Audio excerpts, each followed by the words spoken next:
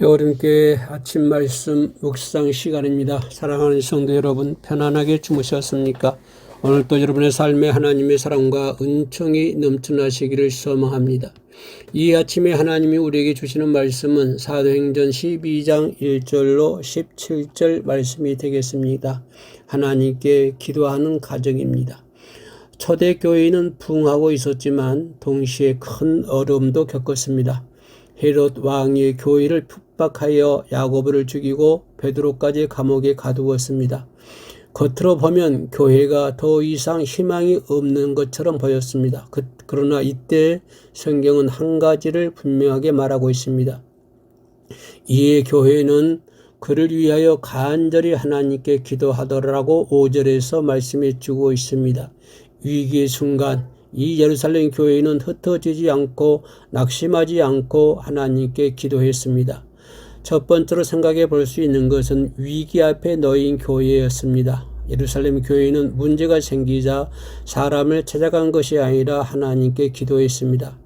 헤롯의 권력은 강했고 감옥은 단단했습니다. 하지만 예루살렘 교회는 이 한 가지를 알고 있었습니다. 사람의 손으로 막힌 길도 하나님은 여실 수 있다는 것입니다. 그래서 흩어지지 않고 함께 모여 하나님께 기도했습니다.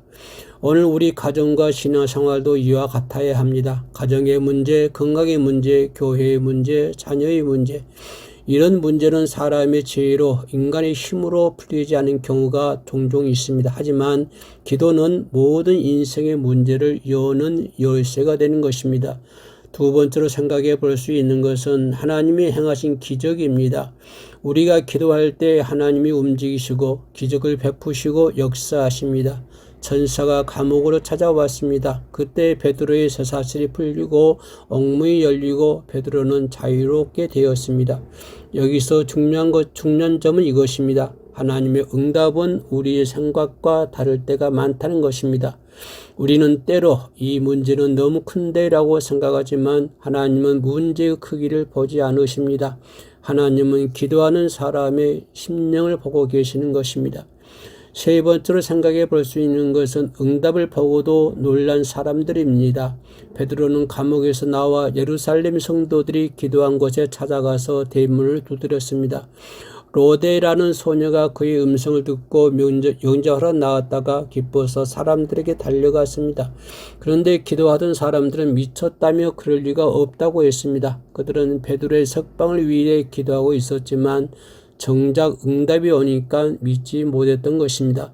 우리도 그럴 때가 많이 있습니다. 입술로는 하나님이 하실 수 있습니다라고 하지만 마음속으로 믿지 못할 때가 많이 있습니다. 그러나 하나님은 항상 우리의 믿음을 보시고 응답하십니다.